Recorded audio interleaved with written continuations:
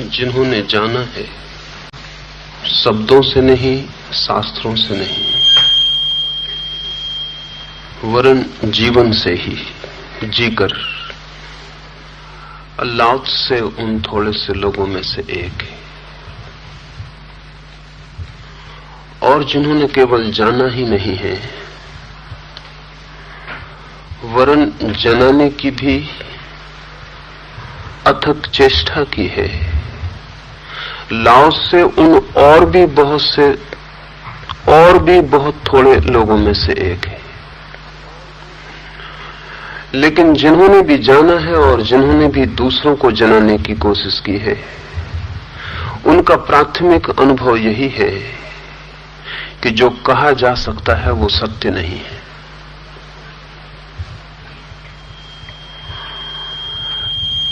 जो वाणी का आकार ले सकता है, आकार लेते ही अपनी निराकार सत्ता को अनिवार्यतया खो देता है। जैसे कोई आकाश को चित्रित करे तो आकाश कभी भी चित्रित नहीं होगा। जो भी चित्र में बनेगा निश्चित ही वो आकाश नहीं है। आकाश तो वो है जो सबको घेरे हुए है। चित्र तो किसी को भी नहीं घेर पाएगा। चित्र तो स्वयं ही आकाश से घिरा हुआ है। तो चित्र में बना हुआ जैसा आकाश होगा, ऐसे ही शब्द में बना हुआ सत्य होगा।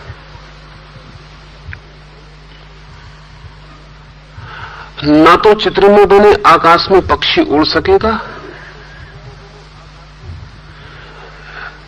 न चित्र में बने आकाश में सूरज निकलेगा, न रात तारे दिखाई पड़ेंगे। चित्र का आकाश तो होगा मृत। कहने को ही आकाश होगा, नाम ही भर आकाश होगा। आकाश के होने की कोई संभावना चित्र में नहीं है।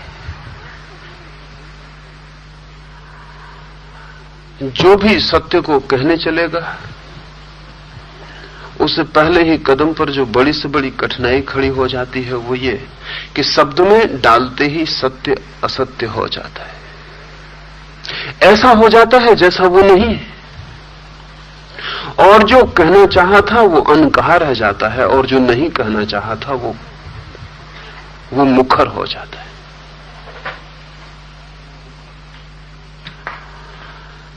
लाओस से अपनी पहली पंक्ति में इसी बात से शुरू करता है।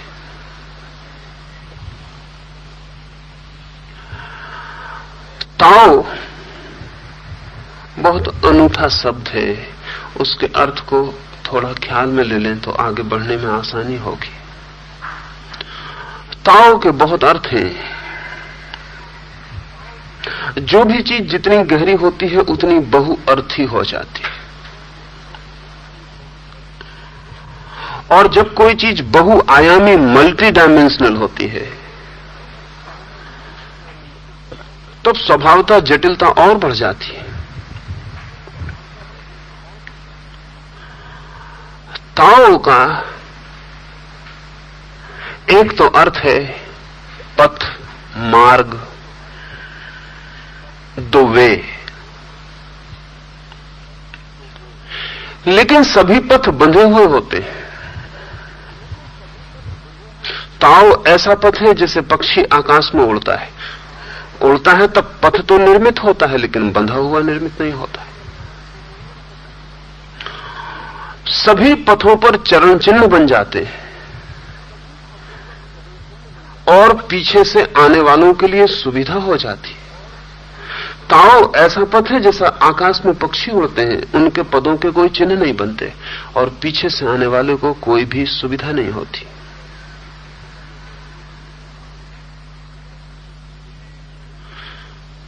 तो अगर ये ख्याल में रहे कि ऐसा पथ जो बंधा हुआ नहीं है, ऐसा पथ जिस पर चरण चिन्ह नहीं बनते, ऐसा पथ जिसे कोई दूसरा आपके लिए निर्मित नहीं कर सकता, आप ही चलते हैं और पथ निर्मित होता है, तो हम ताओ का अर्थ पथ भी कर सकते हैं, दी वे भी कर सकते हैं। लेकिन ऐसा पथ तो कहीं दिखाई नहीं पड़ता, इसलिए ताओ को पथ कहना उचित होगा। लेकिन ये एक आयाम ताओ का है, तब पथ का एक दूसरा अर्थ ले। पथ है वो जिससे पहुंचा जा सके, पथ है वो जो मंजिल से जोड़ दे। लेकिन ताओ ऐसा पथ भी नहीं है। जब हम एक रास्ते पर चलते हैं और मंजिल पर पहुंच जाते हैं, तो रास्ता और मंजिल दोनों जुड़े हुए होते हैं। असल में मंजिल रास्ते का आखिरी छोर होता है और रास्ता मंजिल की शुरुआत होती है। रास्ता और मंजिल दो चीजें नहीं हैं, जुड़े हुए संयुक्त हैं। रास्ते के बिना मंजिल न हो सकेगी, मंजिल के बिना रास्ता न होगा। लेकिन ताओ एक ऐसा पथ है जो मंजिल से जुड़ा हुआ नहीं। जब कोई रास्ता मंजिल से जुड़ा होता है तो सभी को उतना ही रास्ता चलना पड़ता है, तभी मंजिल आती है। ताओ ऐसा पथ है कि जो जहां खड़ा है उसी स्थान पर उसी जगह पर खड़े हुए मंजिल को उपलब्ध हो सकता है। इसलिए ताओ को ऐसा पथ भी नहीं कहा जा सकता।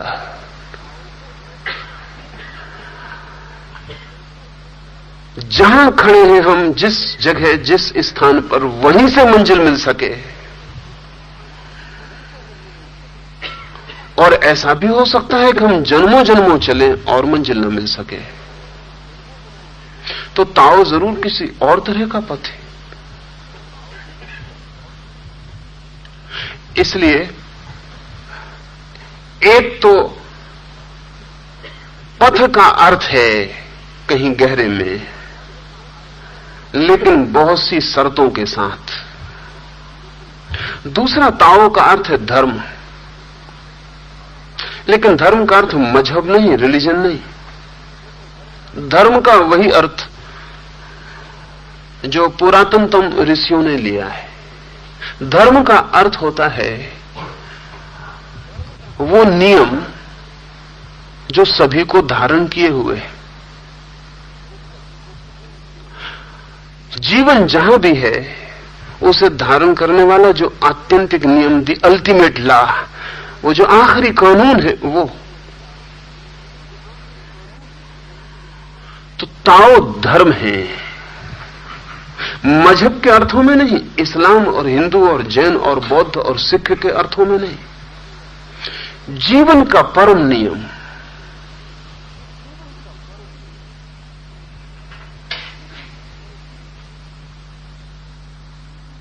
धर्म है जीवन के शाश्वत नियम के अर्थ में, लेकिन सभी नियम सीमित होते हैं। ताओ ऐसा नियम है जिसकी कोई सीमा नहीं है। असल में सीमा तो होती है मृत्यु की, जीवन की कोई सीमा नहीं होती। मरी हुई वस्तुएं ही सीमित होती हैं, जीवित वस्तु सीमित नहीं होती, असीम होती है। जीवन का अर्थ ही है फैलाव की निरंतर क्षमता, द कैपेसिटी टू एक्सपेंड। एक बीज जीवित है अगर वो अंकुर हो सकता है, एक अंकुर जीवित है अगर वो वृक्ष हो सकता है, एक वृक्ष जीवित है अगर उसमें और अंकुर और बीज लग सकते हैं। जहां फैलाव की क्षमता रुक जाती है वहीं जीवन रुक जाता है। बच्चा इसलिए ज्यादा जीवित है बूढ़े से, अभी फैलाव की क्षमता है बहुत। तो ताओ कोई सीमित अर्थों में नियम नहीं है, आदमी के बनाए हुए कानून जैसा कानून नहीं है जिसको कि डिफाइन किया जा सके, जिसकी परिभाषा तय की जा सके, जिसकी परिसीमा तय की जा सके। ताओ ऐसा नियम है जो अनंत विस्तार और अनंत असीम को छूने में समर्थ है। इसलिए सिर्फ धर्म कह देने से काम ना चलेगा। एक और शब्द है ऋषियों ने उपयोग किया, वो शायद और भी निकट है ताओ के। वो शब्द है ऋत, जिससे ऋतु बना है। वेद ऋत की चर्चा करते हैं, वो ताओ की चर्चा है। ऋत का अर्थ होता है, ऋतुओं से समझें तो आसानी हो जाएगी। गर्मी आती है, फिर वर्षा आ जाती है, फिर शीत आ जाती है, फिर गर्मी आ जाती है। एक वर्तुल है।